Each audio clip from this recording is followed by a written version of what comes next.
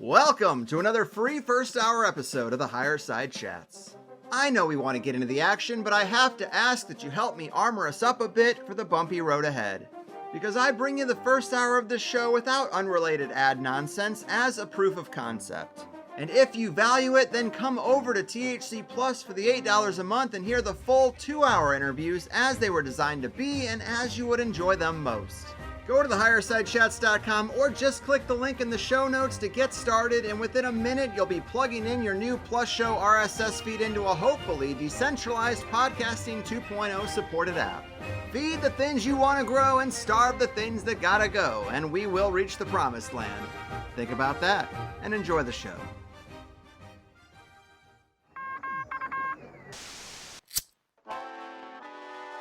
In the 1930s, President Franklin Delano Roosevelt addressed the nation through a series of radio broadcasts known as the Fireside Chats. His aim was to reassure the common man that our society would recover from its troubled times. Well, we're far from 1930, and I deal with a different kind of fire. For a new era of worldly frustration, we offer a fresh conversation. I'm Greg Carlwood, and these are the Higher Side Chats. Let's go, Higher Side Chatters. From sunny San Diego, I'm Greg Carlwood, and I'm sure I don't have to tell you that the world is full of intriguing mysteries. Cryptid sightings, alien abductions, missing time, spontaneous human combustion, giant skeletons, time traveler tales, occult activity, and a global distribution of ancient pyramids we still don't have a definitive answer on. Even the human mind remains an enigma and seems capable of things Western culture would rather ignore and ridicule than explore and cultivate. Well, an interesting crossroads where these themes of mystery and mind often overlap would be the sessions and readings of prominent clairvoyants who seem to have a talent for tapping into the field, or what some would call the Akashic Record, and answering those mysterious unanswered questions. And of the wide range of individuals who claimed or demonstrated their mental abilities, few have had the credibility, popularity, or staying power of Edgar Cayce, who talked about several such mysteries, including a great deal of detail about the lost history of the advanced civilization of Atlantis.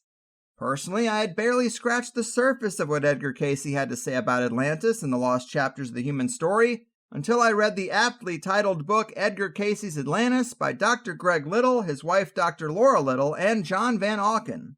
You might remember Greg being here once before talking about his books with co-author Andrew Collins, titled Denisovan Origins, Hybrid Humans, Göbekli Tepe, and the Genesis of the Giants in Ancient America, as well as Path of Souls, The Native American Death Journey, Cygnus, Orion, the Milky Way, Giant Skeletons in Mounds, and the Smithsonian. As for the rest of his resume, Dr. Little is a career psychologist turned explorer and documentary maker. Since 2003, Greg and his wife Laura have been actively searching the Bahamas for archaeological ruins that might be linked to Atlantis, working with the Edgar Cayce organization in its Search for Atlantis project. And the long list of interesting books he's produced throughout this exploration and others would certainly be popular with this audience. But today we're going to focus on Edgar Cayce, his Atlantean readings, and the quest for supporting evidence. So let's do it. The great mystery tackler, Atlantean adventurer, and Greg Superior, Dr. Little, welcome back. Holy cow. Well, thank you. That's a lot. I appreciate it very much. And I really want to start this by congratulating you on having a child. That's fantastic. And I know that it's sort of cutting into your way of life right now. However, you haven't seen what's really going to happen with the change in your way of life, but congratulations. Thank you. Yeah, it's I'm on the ride now, so... Yes, you are on a ride. Just got to strap in, I guess. Well, you just have to be ready to do whatever comes up. That's the way it is. You never know. Yes. But Congratulations. That's wonderful. And okay, we can jump right in here. Do you want to start it with a specific question, or what do you want me to do with this? Sure, yes. This is a true pleasure. I loved the book, and it made me realize how truly ignorant I was when it came to Edgar Cayce. I guess I never dug much deeper than the surface level, but let's give the people some Edgar Cayce 101 context before we get into the Atlantis stuff. There you go. Some folks, they can be a bit skeptical of clairvoyance in general, especially when it comes to the really hard to verify stuff like claims about Atlantean society. But in Cayce's case, we can at least look at some of his more verifiable material to get a sense of his accuracy and credibility in general. And just to read a few sentences from your book, Edgar Cayce is widely acknowledged as the father of the holistic health movement because of the accuracy of his health readings and the effectiveness of the remedies he suggested. As such, Cayce's health suggestions are given a great deal of credibility by medical science, and this recognition has actually been increasing in recent years. Well, I wonder how many people actually knew that, but what else would you tell us about the man and the scope of his abilities in general?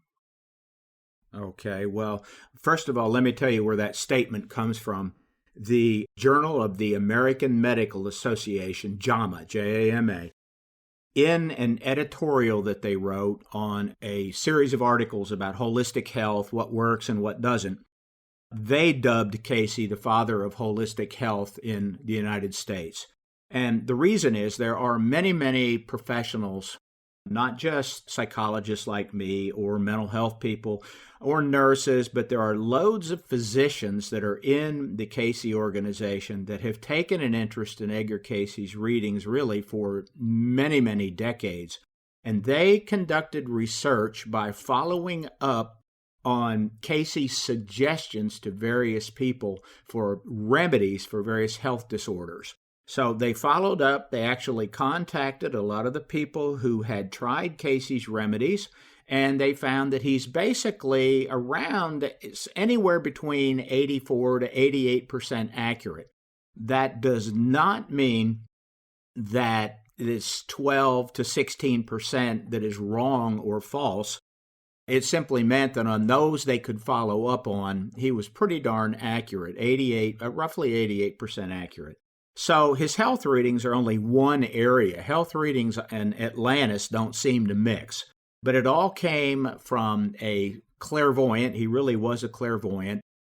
Cayce was also called a psychic diagnostician, and that's where the health readings started. So basically, the story of Cayce has a lot of pieces to it. He's a very complicated man. Almost everything he said during his psychic readings was written down word for word. And that made Cayce have a great advantage over other psychics, because we know a lot of psychics said things and people remembered some of what they said, but not every single word that they said during psychic readings was written down. That allows you to go back and look at the accuracy of it. So Cayce was born in 1877 in Hopkinsville, Kentucky, close to where the Kelly Hopkinsville case occurred with the goblins and all that. Yeah. That's a really interesting case. And Cayce himself as a child saw little people, saw what could be described as fairy beings or goblins. He witnessed his grandfather die at a very young age. I believe Cayce was 7 at the time. And his grandfather was thrown from a horse and fell face down into a big puddle of water, a deep puddle of water. And his grandfather had been knocked out and literally died. And Edgar, from that moment on, started seeing his dead grandfather appear to him and talk to him. And other dead people started appearing to Cayce. This became known in Hopkinsville over time. Now, he was born on a farm. He went to a small schoolhouse, and he was actually bullied because of all this. Edgar was bullied because people said, oh, he talks to the dead. He sees fairy beings and little people and all that. He has imaginary friends and so on. So he was made fun of, and he actually got in a lot of fights when he was a kid because of that. He had this other ability, which actually manifested back then, but it really became profound around age 12 or so. And that ability was this. Edgar supposedly, and I'm saying supposedly here because I have an explanation of this, Edgar supposedly had the ability to fall asleep on any book, and he could recall or visualize word for word, page by page, of what was in those books. Now, that's a really incredible thing if you think about it. I don't know of any case in history where they have shown that a person can fall asleep on a book and then know what's in it. And that literally makes no sense. It makes no sense to me. I don't think it would make sense to any professional. It was never really studied per se professionally, although it was tested many, many times. Now, what I believe is that Edgar did fall asleep on the books, but before he fell asleep on the books, Edgar would leaf through them page by page, and we know that actually happened a few times. And he probably had what is called eidetic memory. And an eidetic memory is also, it's popularly known as photographic memory, where you can look at something and then you can visualize it precisely anytime after you've looked at it. Eidetic memory occurs mainly in children. It is a bit controversial, but it's pretty clear that when Cayce did these various tests, he would look through the book before he would lay it on his head and sleep on it. And again, that's been proven that he knew word for word what was in books. He could memorize things, incredible things. He memorized a 175-page lecture that a guy who was a U.S. representative who had been appointed to be the ambassador to Peru, it was Grover Cleveland, president. He appointed this guy to be ambassador to Peru. The guy visited Hopkinsville, knew Edgar's father, and Edgar's father was bragging about how Edgar could memorize anything. And he said, well, I got this speech with me I just gave. And so Edgar's father was allowed to simply read the speech to Edgar 2 times before Edgar went to sleep. And then the next day, Edgar went in his school in front of all of his classmates. There were over 50 people there, including reporters, the guy who was the House of Representatives member who had been the appointed to be ambassador, and several other people there. And Edgar recited the speech from memory, word for word, without making a single mistake. Those are things that, these little details like that, are things very, very few people know. The reporters wrote a story about it, and Edgar became a real local celebrity. And that's important because later, when Edgar was just under 20 years old, he had become an apprentice for a photographer in Hopkinsville. And while he was there, he couldn't speak anymore. All he could do was whisper. He lost his voice. And at that time, remember, he was born in 1877, and there were traveling hypnotists that went around the country and did stage shows. They're also called mesmerists for mesmerism. Edgar went to one of these shows in downtown Hopkinsville, and the hypnotist did his normal stuff, and he said, well, does anybody have something that they want to come up and have cured? And the people in the audience said, take Edgar Cayce, take Edgar Cayce, he can't speak. And Edgar went up to the stage. He could barely speak above a whisper. I mean, people just couldn't even hear what he was saying. His voice was so low. The hypnotist could hypnotize Edgar instantly. Edgar coughed and could speak normally, which was pretty amazing. However, when the hypnotist took him out of the trance, Edgar immediately lost his voice again. Very interesting. So a local osteopath in Hopkinsville got another hypnotist to come in his office, and they hypnotized Edgar again. Same thing happened. The osteopath then hypnotized Edgar. And under hypnosis, the osteopath asked Edgar, why can't you speak? What is wrong? And Edgar said, make a suggestion to the entity. And the suggestion is to increase the blood flow in the neck and throat area. So the osteopath did that. He made a suggestion to Edgar, the entity, increase the blood flow to your throat and your neck area. There were several other people there, and they all wrote the same thing about it, that Edgar's throat turned bright red. He then brought Edgar out of this hypnotic trance. Edgar coughed quite a bit, and he coughed up blood, but he could speak normally. Very interesting. That was his first psychic reading. It was on himself. Now, that kind of astonished people, but this osteopath, whose name was Al Lane got to thinking, my gosh, if he can diagnose his own problem and a cure, maybe he can do that with other people. And Al Lane had been struggling with this stomach problem, indigestion, and his stomach was hurting him all the time.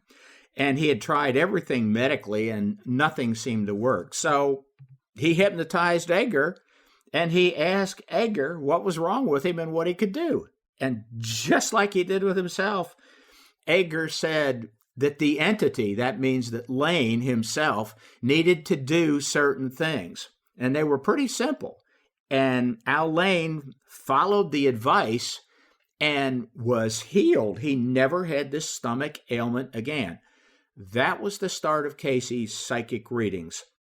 Immediately, word spread in Hopkinsville. And when word spread in Hopkinsville, people started coming in and trying to get Edgar to do a psychic reading on them and whatever health issues that they had. Now, you have to remember that back in it was around the year 1900. Back in 1900 or 1899, when Edgar did his first reading, medical science really was not very advanced. I mean, if you had some sort of a wound in your leg and it was serious, they just cut your leg off. That was it. They'd dump alcohol in it and they'd cut it off. So we just didn't have a lot of medicine at that time. But Edgar's remedies were somewhat unusual. Most of them were common sense, but he used a lot of products that nobody else really even knew what they were. And there's stories about that too. So he began doing these psychic readings for people around Hopkinsville. Word spread even more. Edgar and his family moved around several times then. He got married, he had some kids, he moved to Selma, Alabama for a while. He came back to Hopkinsville. He lived several other places. And a physician found out about Edgar's ability. And the physician came to Hopkinsville and started interviewing all of his former, I'll call them patients, although they weren't patients, the former people that Edgar had cured. And then he began having Edgar do things with his own patients. This physician then called in other physicians. There were 6 or 7 of them. They investigated Edgar under hypnosis. They found that Edgar didn't need to be hypnotized by anyone else. All he had to do was lay down. He had the same procedure that he used. He would loosen his tie, he would undo his shoes, he would lay back on a couch, he would put his hands over his solar plexus, take a few deep breaths, and he was gone just like that. At that moment, someone had to start asking him questions, and they came to call that person a conductor. The person conducted this psychic reading, and they had a list of questions that came in because Edgar was getting letters like crazy already. He wasn't even famous yet, but he was fairly well known. He was getting lots of requests from people.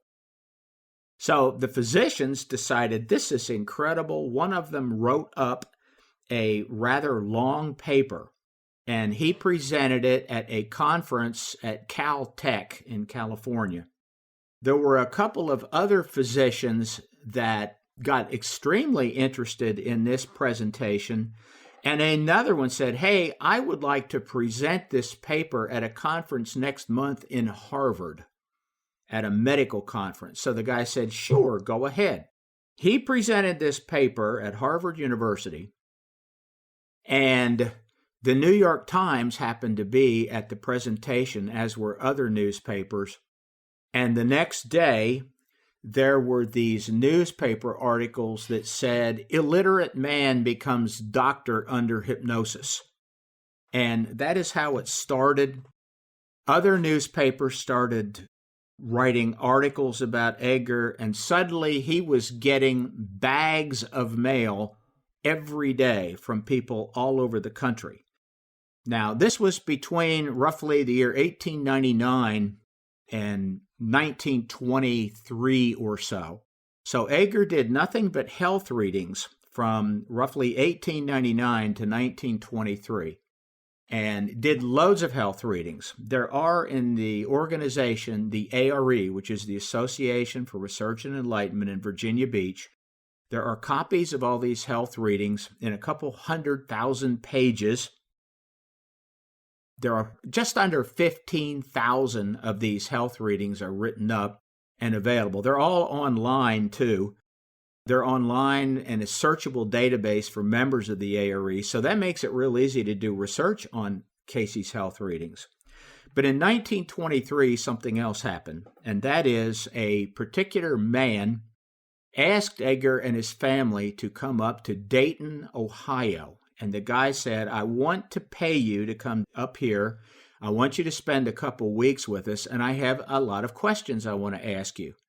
And Edgar and his family said, okay. And they went to Dayton, not really knowing what the guy was going to ask about. And he did ask some health questions and so on. But then suddenly he started asking Edgar about a few other things, and out popped reincarnation. Edgar started talking about this man's influences in past lives, and that greatly disturbed Edgar and his entire family because they were fundamentalist Christians, very fundamentalist Christians. Edgar, in fact, was a well-sought-out, people just loved him as a Sunday school teacher, and I think it's because he had memorized the entire Bible. He knew all the stories word for word, and he was just so popular. Everybody liked to listen to him talk, so his Sunday school classes were packed. So when reincarnation emerged, he and his family had a meeting, and it disturbed them. They knew about the one quote in the Bible that might support not necessarily reincarnation, but maybe some people having more than one life. But they decided that the readings so far had hurt no one, that it didn't appear that it was hurting anyone, that everyone that had readings was delighted with them. They liked them. Almost everybody that had had a reading said, yes, this really helped me. So their agreement was, we will continue these readings unless someone is hurt by them, and we will then stop. And that didn't happen. And Edgar died in 1945. So he did these health readings for a good 45, 46 years. So that is basically the story of the health readings and how it changed to all this other stuff. So after 1923, they started doing readings that also included people's past lives. Those were called life readings. Astrology emerged in this, and the emergence of astrology came because Edgar talked about electromagnetic influences on how humans develop and how our souls develop. Our soul is electrical or energetic in nature, and it is influenced by the environment in which the soul emerges. So that came into Edgar's readings. So that's kind of a summary of it. In later readings, when these life readings came out, and that is the story of people's past lives, what came out was that Edgar would say, you may have lived in Atlantis, and you were an engineer in Atlantis, and here is what you did. So there's a couple thousand readings. It's actually just under 5% of all the 14,000 some readings that are now documented and available in the ARE. About 4% of those directly involve Atlantis somehow. And there are lots on the ancient world, lots on other aspects of the ancient world, including the building of the pyramid, the people that live in the Pyrenees Mountains, for example, between Spain and Portugal. There's history of them. There's history of the Gobi Desert.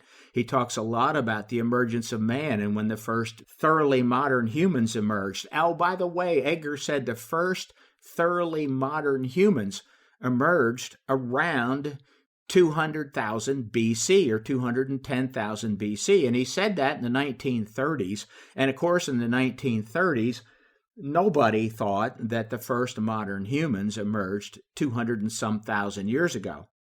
Edgar said that our distant relatives, the things like Australopithecus and others, various hominids and homonyms, that they have been around for millions of years. Edgar actually said that our distant relatives have been around for at least 10 million years, and at the time, nobody believed it.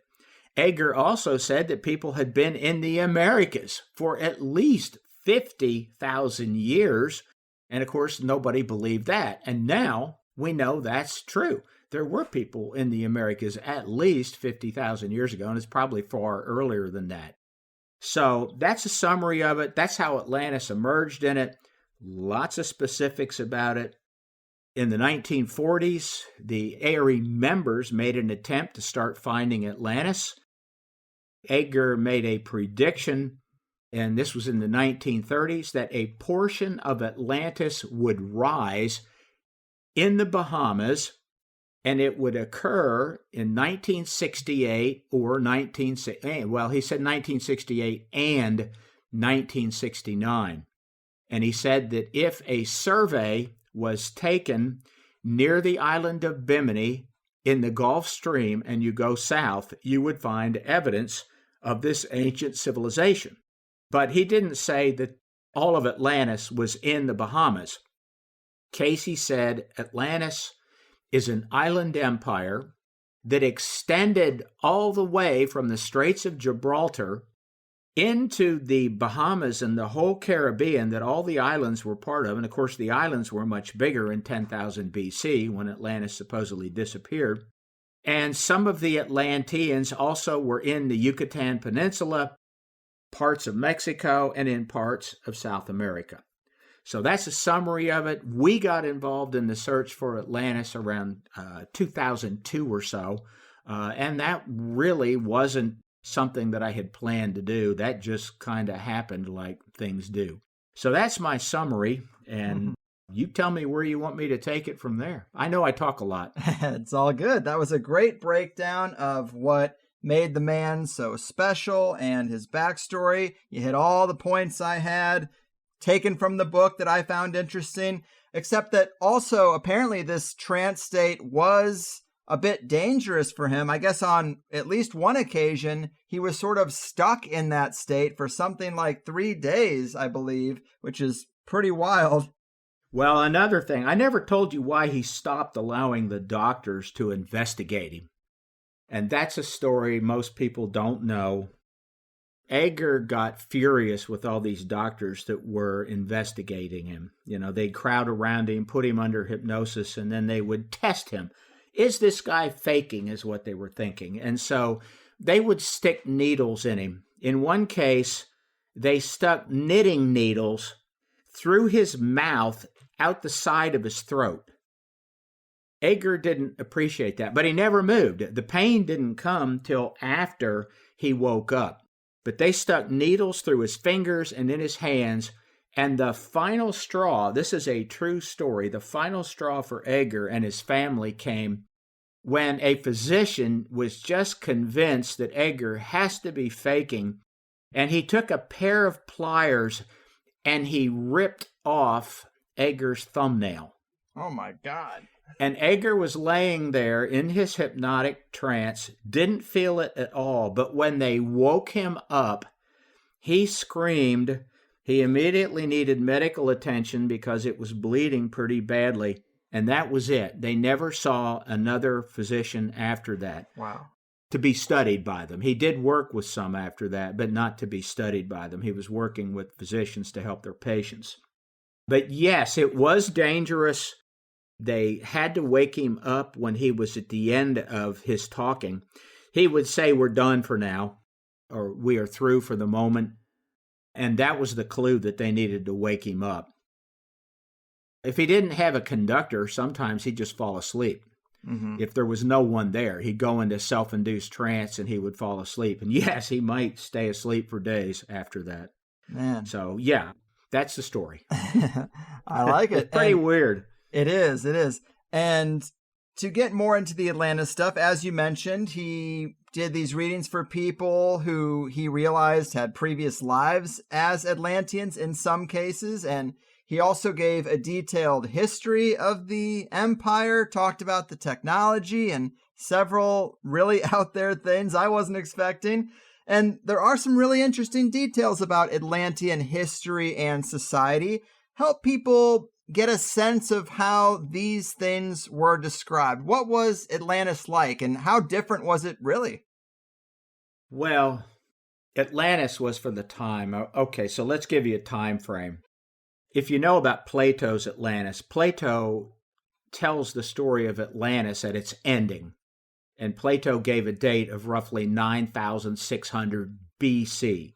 So about 11,600 years ago. That was Plato's story. And Plato's tale of it, which was in the Timaeus and the Critias, was really about how Atlantis ended.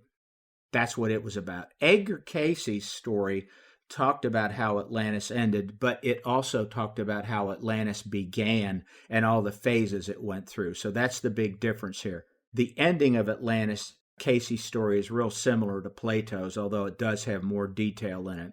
So Cayce said Atlantis started around 210,000 years ago. And notice I set this up by saying that modern humans, thoroughly modern humans, we know began around 200 and some thousand years ago. And according to Cayce, that took place in Atlantis, where the first modern humans were. And it was such a dramatic difference from all of the other forms that humans had taken up to that time. So you've got Atlantis beginning 200 and some thousand BC, years ago. And they developed, because they were modern humans, they had a much better brain, better intellect, and more ability. So they began starting what is I can't really call it a thoroughly technical civilization, because when people start thinking about Atlantis and Cayce, they think computers and planes and submarines and spaceships and all that. No. That is not Edgar Cayce's Atlantis. At their height, when Atlantis reached its height, which according to Cayce was around 28,000 years ago, 28,000 BC, when they reached their height, Atlantis did have roads. They had vehicles, but not gas-powered vehicles like we think of. They used horses. They had elephants, just like Plato said. They had ships. They had some ships that could go underwater, almost like a submarine, but they're extremely primitive. And the descriptions of those to me are almost like the submarines that were built during the Civil War. Most people don't know we had those, but we did, and they were quite dangerous to the people in them. They used what are probably best described as blimps or dirigibles. They had them. They used a crystal technology to power these blimps or dirigibles, and they used a crystal technology to communicate over vast distances. That sounds almost esoteric, but it's not. Not when you consider that old radios used crystals, that lasers use crystals, the masers use crystals, and that, in fact, I believe, is how they produce the heat. Cayce talked about hot air balloons that they had, and they used crystals to generate heat. The crystals also generated a means of propulsion for these. He even said in one reading that the early Atlanteans used pachyderm skins, or the skins of elephants, which they sewed together into like a dirigible shape, so they could put hot air or perhaps helium or hydrogen in them, so they could lift it up and use it as a means of transportation. So that is what he said about like people flying machines and so on. They were very warlike in some ways, and Atlantis developed these two different spiritual philosophies. One was the children of the law of one. They believed in one God. They had very deep morals. Cayce never really described or said that they followed like the Ten Commandments or anything like that, but they really didn't believe in hurting others. and they were highly spiritual. In fact, they, according to Cayce, in their spiritual and religious ceremonies, they got together in large circles and they would focus their mentality on a giant crystal that was in the middle of them. And this was a means or a way for them to communicate with a much higher sphere, a realm of spirituality. That realm of spirituality comes in real relevant at the end of Atlantis too, because they received messages through that. So the Law of One people were fairly primitive, but there was another group of people which he called the sons of Belial or Belial. They're actually mentioned in the Bible. And they believed that humans should take advantage of whatever they could, that they could use any resources, nothing is out of bounds, that the strong should rule, the weak have to listen to the strong. They developed genetic manipulation. Now, I'm not saying that they did the same thing we did, but through some sort of breeding, through humans, primitive humans and animals, they developed what the Cayce readings call things, Things. Things are living creatures that they used as slaves or a means of transportation, different kinds of animals, lower grades of humans that they could take advantage of. Yeah, almost like zombies, and I think the term automatons is used. Yes, he used the term automatons because they did not have the same mentality that the thoroughly modern humans did. But Cayce said that that was essentially evil, that doing that was essentially evil. But that again that's the sons of Belial. So a split occurred between these two groups. The sons of Belial or sons of Belial became the leaders, the main leaders. The spiritual leaders were the sons of the Law of One or the children of the Law of One. And they believed there was one God, and they believed in the soul and all that. The other side did not. And it's very similar to perhaps to some things today. And they came in conflict many times. Now, Atlantis went through destructions. Obviously, it's not around today. And I started out at 200 and some thousand BC. So as their society developed, they had just what we have now. They had accountants. They had storekeepers. They had people that were teachers. They had people who were physicians. They had psychologists. They had people who gave speeches and lectures. They had geologists. Everything we have today, they had in ancient Atlantis. In fact, we know they had those things in the ancient world. There were carpenters and builders and, woodcutters and all that. There were people that raised food, and it was the same as today. They had all the same things. And we know through history, that's really the way it's always been. It's just we've gotten more technological about it, and as we've gotten more and more people, we've had to develop more and more job occupations. So all those things were present in Atlantis, and they lived their lives a lot like we do today. That's the basic story. But Atlantis around 50,000 BC, and throughout the New World and in other parts of the world, what's happened according to the readings is that the world was overrun by these huge, massive herds of very dangerous creatures. And he talked about them, everything from giant sloths to the woolly mammoths, which we know were in enormous herds in the Americas, to even buffalo would fit into it, saber-toothed tigers, all of those things, and the world was still a dangerous place. And supposedly there was this meeting held. The meeting was held in 50,000 BC. And Cayce says that people came from all over the world to this meeting, that the world was represented at the meeting, all the different regions, because Atlantis wasn't the entire world. There were other people living everywhere else. So they went to this meeting and they came up with a plan. And the plan was to confine these animals to specific areas, but also to destroy them and to use explosions to destroy the herds, to force them into certain areas, maybe force them over mountainsides, or just kill them. And the explosive was going to be a type of gas, probably it was methane gas.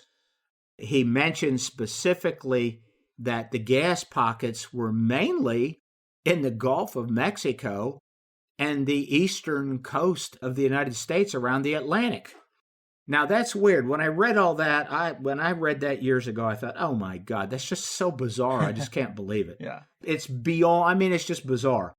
And as we got into this research and we dug more and more, if you actually read geological research, you'll see there are all along the Gulf Coast and in the Caribbean, on both sides of Florida, and up the eastern coast of America, there are these large holes in the ocean bed. And if you read about the research, these giant holes in the ocean bed, they've said, were initially giant methane pockets that burst 50 to 100,000 years ago. They don't know the exact date, but 50,000 years ago. And all of that is relatively new research. Of course, none of that research was around when Cayce came up with this. So, okay, I scratch my head and say, that's interesting. There is some evidence of that. So I've just tried to give a bit of history of it. Let me just go through 2 more bits of the history, and then we'll get into where Atlantis was in the search for it. So, Sure. 50,000 BC, when they decided to do this, according to the Cayce readings, in the islands, all those islands in the Caribbean, the Bahamas is thousands of tiny islands. And if you go 50 miles east from roughly Miami and Fort Lauderdale, you will hit what is called the Little Bahama Bank. And then if you go a little further, you hit the Great Bahama Bank. And it's a big shallow area with thousands and thousands of islands that are above the surface. But the bank itself in most of those areas, in some areas, it's only a few feet deep. But it's generally no more than 30 or 40 feet deep anywhere. In fact, you really can't go across it in large boats because you'll ground yourself. There's just no way to do it. And in small boats that we used, we had a boat that had a 1-foot draft. And there were places that we couldn't go in the Great Bahama Bank because the water's only a foot deep. And our propeller would go down a little more than a foot, so it was dangerous to do it. Anyway, Cayce said that in 50,000 BC, when they initiated this plan and they ignited these underwater gas holes or these giant pockets of gas, that it caused massive earthquakes and explosions, and it broke up the main islands of Atlantis and made 5 main islands along with lots of small ones. So that was in 50,000 BC. He then said that kind of threw the Atlanteans back. It threw them back, but they rebuilt because they were a maritime culture. They traded all over the world. They actually, around 28,000 BC, became a little more than traders and started trying to conquer different areas of the world. And in 28,000 BC, a series of earthquakes occurred, and it broke those 5 major islands up into only a few large islands, which you would see in the Caribbean today, like Cuba. You would see Haiti. You would see Puerto Rico, Andros Island in the Bahamas, and then there's a lot of other smaller islands. So he said it broke it up into only a few large islands and then loads of small islands. That was in 28,000 BC, the second destruction of Atlantis. The final destruction of Atlantis, according to Cayce, occurred in 10,000 BC. The Atlanteans were given a message, or they had some outer space entity, some alien, tell them that something's coming from space and Atlantis is about to be destroyed. Your area is going to be hit. So they were told this before 10,000 BC. It's called in the readings, we receive messages from the outer spheres. And that's how that crystal that I talked about, by the way, it was called the Tuoi, Tuaoi, Tuoi stone, a very large, multifaceted crystal. But they got this information, and the priests of Atlantis, the children of the Law of One, were tasked with writing a history of Atlantis, gathering up artifacts, and then finding 3 places around the earth, 3, where they could take all of these artifacts and this written history of Atlantis and protect it so that it would last through this destruction, whatever was going to occur. And almost everybody knows of them as the Hall of Records. But there are actually 3 Hall of Records. One of them, the famous one, is in Egypt under the right paw of the Sphinx in a chamber about 30 to 40 feet down. That is according to the Cayce readings. That's the one a lot of people have looked for. There is another Hall of Records in what Cayce said was the Yucatan, which he meant the entire Yucatan Peninsula. And he said initially it was somewhere in the Yucatan, but then it was moved later. That spot we know today is Piedras Negras, Guatemala. We can talk about that mainly maybe later. And the third place where the third Hall of Records was a temple that was in the Bahamas. And the Cayce readings were very clear about it, that temple was underwater, under the slime of ages. And Cayce recommended, again, a search down the Gulf Stream from Bimini. And there is a location about 30 miles down where we believe that's where it probably was. So there's these 3 Hall of Records. Lots of people have been involved in the search for them, including us. So that's kind of the history. That's how it began. That's the 3 destructions, and it leads to the 3 Hall of Records. Amazing. Yes, you've definitely talked about this before and know how to do it clearly and methodically. And while we're still in this first hour, let's get into a little bit more of you and your wife's personal contribution to all this, because you've been very involved. You know, you've gone to these areas, you've gotten certified as a scuba diver, and you really have been pretty instrumental in pushing the needle forward in verifying some of this, trying to locate these places, and it's pretty impressive stuff to do in a lifetime, on top of everything else you've done. Well, I think if you live long enough and if you're successful at what you do, you have more than one career. Mm-hmm. And I've kept up with my main career. I'm best known in the field of criminal justice. That's where I'm best known, in criminal psychology, criminal treatment. And I've kept up with that, but I've had other careers too. I was involved a lot in archaeology. I know I've written a lot about Indian mounds. That's pretty much mainstream archaeology, and have an encyclopedia in mounds. But it was just another phase, and I try to keep up with all the other stuff. So you just got to live long enough. You have to have the means to do it. That's one big part of it. We self-funded our research and all this. We got involved with the ARE because of the ancient mysteries portion of it. Didn't have anything to do with any of the other stuff. In fact, I initially had no interest whatsoever in Cayce's ideas about the ancient world. That happened quite by happenstance and chance. And because back in 2000, I was asked by one of the directors of the ARE, and at that time we were simply members of the ARE. One of the directors knew my interest in Indian mounds, that I had written some books on mounds and was involved in doing an encyclopedia of mounds. And he said, hey, why don't you take a look at Cayce's readings on Indian mounds and write up whether or not you think it's accurate. And I said, what do you mean? Cayce wrote about or talked about Indian mounds? And he said, yeah, he talked about them in quite a few readings. That is how I got into Edgar Cayce's ideas about the ancient world. And again, that was in the year 2000. So that was actually quite a while ago. So Cayce did do, it's like 58 readings that mention Indian mounds somehow. And in the course of those readings, I had to look at other things too, and that was Cayce talked a lot about the habitation of the Americas, about people coming in to North and South America at different times.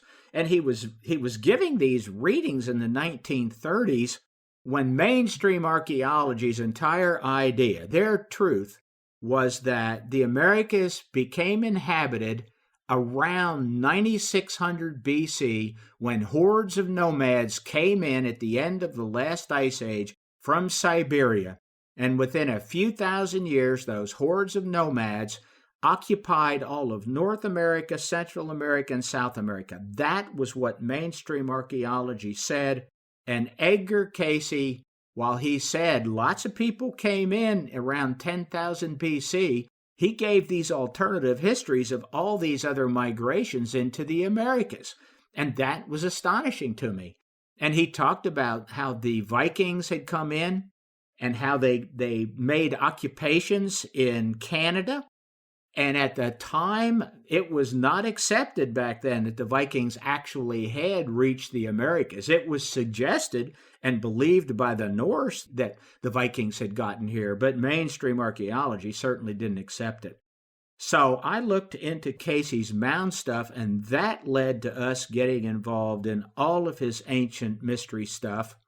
My wife and I were then asked by the ARE if we would edit a monthly newsletter called Ancient Mysteries for the ARE, which we did for several years. And as we edited that newsletter, it was usually a 4 to 8 page newsletter, and we kept up with all the current stuff in archaeology in it. I mean, we really read all the current archaeological literature then. And we also looked at a lot of Cayce's readings on it, which we still haven't read all of them. And that led to more books. And it led me to helping and assisting the ARE with some of their conferences. They have a very large conference every year called Ancient Mysteries. In fact, I changed the name of it to Ancient Mysteries from the Egypt Conference. It used to just be the Egypt Conference. But I wanted them to expand it to all ancient mysteries, which we did. And we brought in speakers from all over the place, including a fellow named Andrew Collins from England.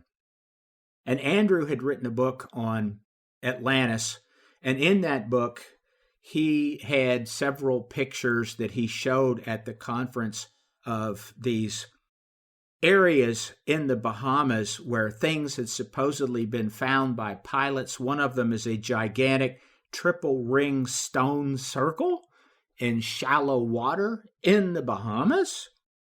Let me say that again. A gigantic triple ring stone circle underwater in the Bahamas. Now that, if it was real, would be incredible. And another one that he showed that a pilot took was what looked like the letter E. A, B, C, D, E. It looked just like the letter E underwater. So flying over it, you look down, it's like, good God, there's a giant letter E underwater. So you had that giant circle, which looked like it had 3 rings of huge stones sticking up vertically, and that E. And I vividly recall my wife and I were together watching Andrew Collins give this presentation, and I turned to my wife and said, why hasn't anybody found that? If it's really there, it should be easy to find. And she said, yeah. She said, I don't know. It should have been found. And I said, let's go find that thing. And that's how it started. So there's nobody else going to fund that. There's nobody else going to, we're not going to write a grant up for it or anything else. So that's how it started. It wasn't about searching for Atlantis. It wasn't about searching underwater in the Bahamas looking for archaeological ruins or anything else. It was all about trying to solve those 2 mysteries. What in the world is this giant stone circle that supposedly has 3 rings of stones around it? And what is this E? And they're both found off of Andros Island.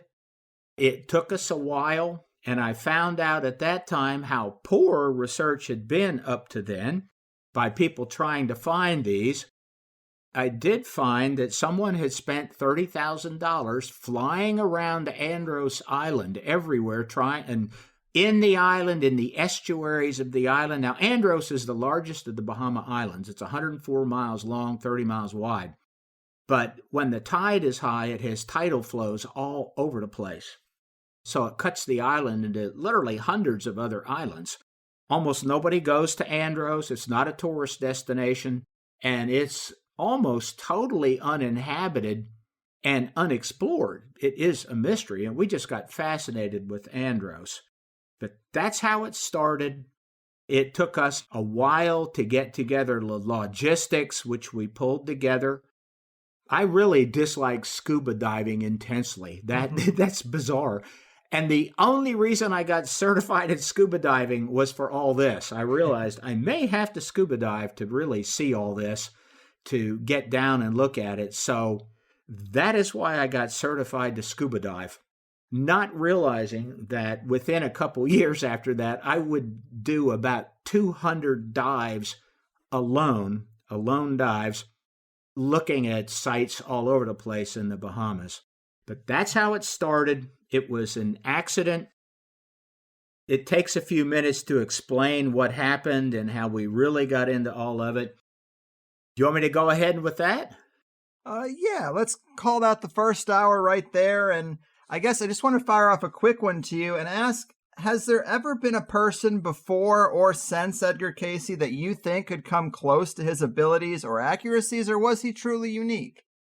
Well, he is unique, and the reason, I suspect somebody, there's some people that have been accurate. Andrew Collins is a good one to ask about that. Andrew believes that he uses psychics quite a bit in some of his research, and he says they're not always accurate, but they're 75 to 80% accurate, and there's usually bits of truth in everything they say. I think that there have been some psychics that truly did tap into something real. Cayce's unique, though, in that he wanted it all written down so it could be looked at and verified, because in the beginning, Cayce himself did not know what this was all about. And if it hurt anybody, he intended to quit. Edgar Cayce's profession was a photographer. That's what he became. And he became an award-winning photographer. And you can see some of his photographs if you search around. He was a very good photographer, and back in those days, photography was a highly specialized skill, and a good photographer could make a good living at it. So that's what he did. He did not charge for readings, although people would sometimes give him $1 or send in $1. He sent money back often. If he couldn't do a reading, he would send money back. And that's basically what killed him. He got so many, when he became famous, he got thousands and thousands of requests for readings. And the readings that he did on himself, Edgar did readings on himself and his health. Remember, he died in 1945. Well, the last 5 years, the readings told him, you are doing too many readings. You're going to kill yourself. You have all these issues. And they told him he needed to do 1 reading a day, no more. Well, Edgar was doing 4, 5, 6, 7, more than 10 a day. And he said, I can't just do 1. All these people are begging for help. And he had bags and bags of physical mail. And it got to the point to where they couldn't even read all of it.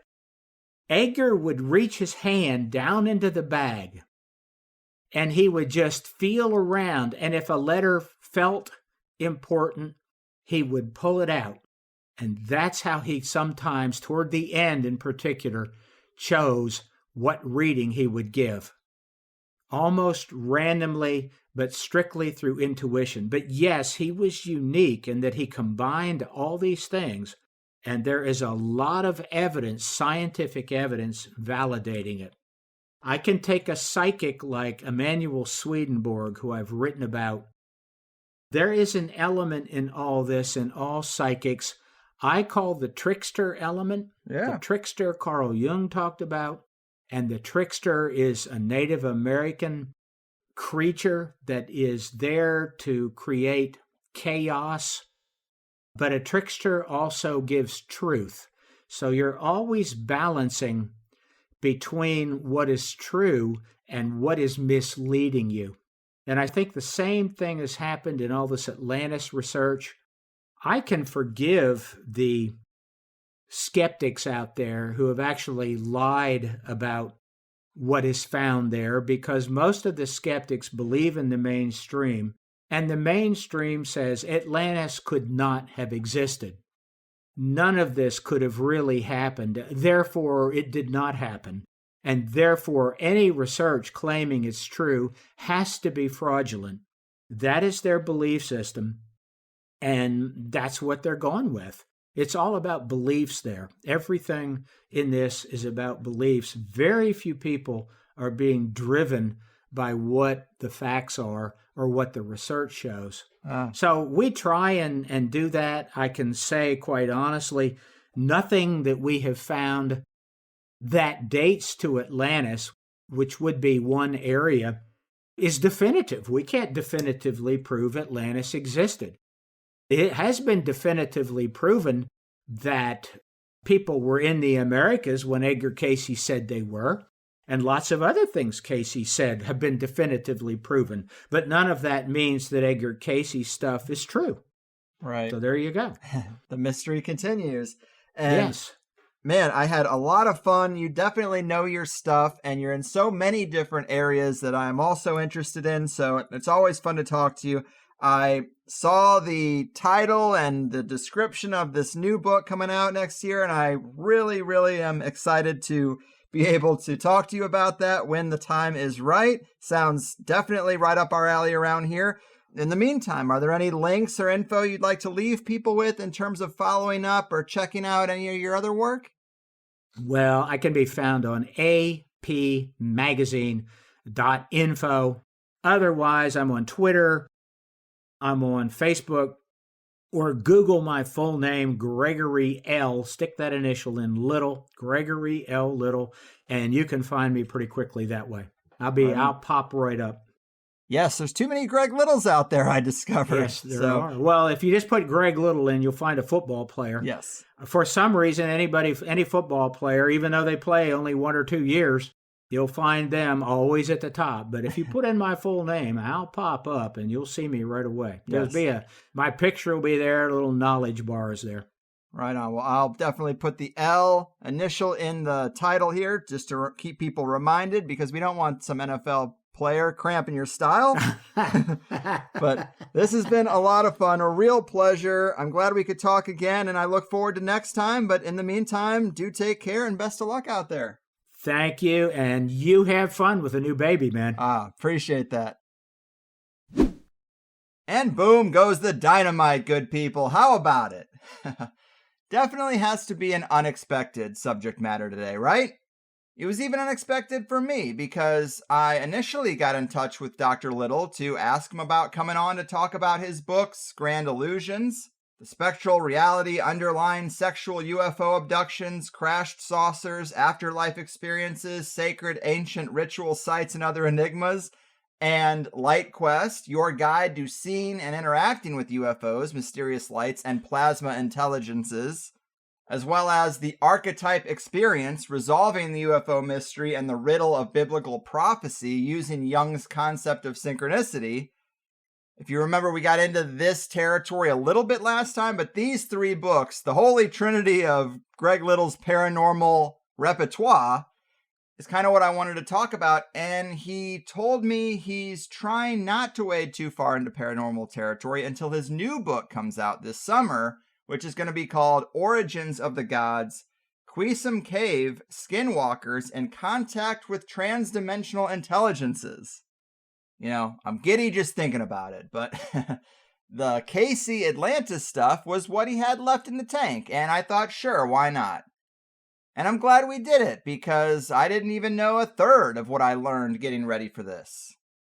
I usually hear about the unknowable stuff and the apocalyptic prophecy, but the biggest part of Cayce's work is healing, and I knew it was in the mix, but not to that degree, and not with such a high rate of accuracy. So to me, this was really interesting and fun and light. And don't worry, we got plenty of dark and heavy stuff coming in the next few interviews. But let Dr. Little know if you liked this one. I definitely want to make sure we get to talk about that next book, and it helps if he knows that we have people listening who like hearing from him. At Dr. Greg Little 2 on Twitter, just to make it easy for you. But I hope you dug it. If Cayce was right about so many verifiable things, maybe we should give him at least half credit on the unknowable Atlantis stuff. The automaton thing was quite strange. I said zombies because that's what he says in the heading for that section in the book. But it's also kind of like a homunculus kind of thing, because I think of a zombie, of course, generally as reanimated. Someone that was alive and is no longer, or is in this weird limbo state, but not an empty vessel. You know, this didn't sound like reusing the dead. It sounded like creating empty vessels from the ground up. Some sort of lab-made people, or husks, something like that. And the Sons of Belial also does equate to the cult of Baal, or Baal, of course. It's actually in the book, it's listed in a series of other associated names, and I wasn't going to jump in just to say that, but I figured it would raise a few eyebrows out there. It's a tale as old as time, and altruistic, peaceful people are infiltrated by a cabal united by the adoration of a dark force, and they steamroll everything, break the civilization, and it implodes on itself. I don't know how many times that has literally happened, but it's thematically a pretty dependable archetype, if you ask me. It's talked about in all kinds of other contexts too, like Tartaria, of course, and mud floods and plasma apocalypse resets and all the rest of it. And if it's in any way true, where do you think we would be in that cycle? Where do you think the politicians and the Silicon Valley sorcerers and the people at the forefront of technology are pushing us? Just a thought. Anyway, in higher side news, everything is going really well. Site updates seem to be well received. Someone added a San Diego meetup to the calendar, November 24th. The We Swear We're Not Crazy cocktail hour at Livewire. I don't know if I'm going to make it because it's the night before Thanksgiving, and in our circle, Thanksgiving is being hosted at my place. But I think it's the only new one on the books since the last episode just a couple days ago. But things are happening in Denver, Nashville, Raleigh, Joplin, Sweden, and Brazil. Find the tribe, people. It is time. And if you value the higher side chats, get yourself a Plus membership. An extra hour of every show, 10 years of archives, the THC music that people seem to like so much is also available for Plus members. A few bonus episodes, the joint session shows. You've heard it all before, but as good as you think the first hour is, the nature of conversation itself suggests that the second hour is usually going to be deeper and richer, and it's also where I get to ask my really weird questions, so sign up at thehighersidechats.com. I could really use it. Each new membership really makes having a new baby a little less stressful. I try to make it easy for you. If you want to use PayPal, you can sign up through Patreon. If you want to use crypto or even mail in a check, I'll take it any way you give it. Just look down in the show notes for some really easy links to use. You do get a dedicated RSS feed. It does work with most podcast apps. You don't really have to change the way you listen once you configure it, and it only takes a couple of minutes. But in this Plus show, we got into the rest of Dr. Little's exploration stories, another example of state-sponsored geological fraud, the strangely uncurious professionals in the field, machine gun pyramid mounts, the 3 halls of records, otherworldly crystal contact, all kinds of fun stuff. I was trying not to say too much about that last bullet point because I think that does get into the thesis of the new book, so we danced around it. But a wild ride indeed, and I look forward to talking to Dr. Little again when the new book comes out. But I like throwing really unexpected things at you, and so I think this qualifies. It's fun for me. So that's it for today. I've done my part. Your move, history hiders, Atlantean survivors, and Akashic record readers. Your fucking move. From space it was falling, its light started calling, it's making crop circles again. Just as I was looking up, it showed me all the hidden stuff, and now I'm all enlightened and zen. Waking up the masses is hard, Silver ships are coming yard by yard. Now I'm not asleep, don't obey the elite. Got a beam to the head. Now I start to wonder, now we're not the sheep that they bred us to be. Got a beam to the head.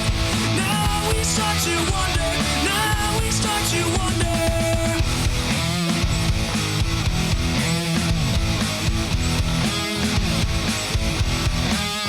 See a new paradigm of corruption and crime since the visitors set me straight.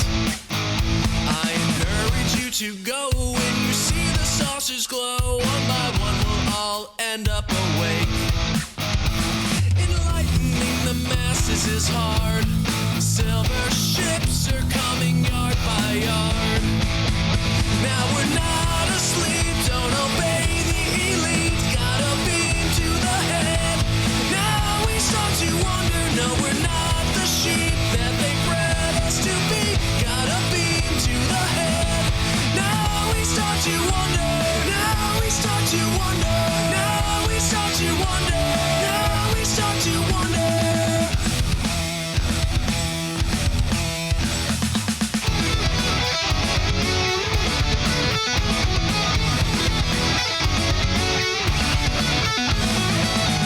You'll see these things up in the sky just as the system starts to die. Cabals hate it,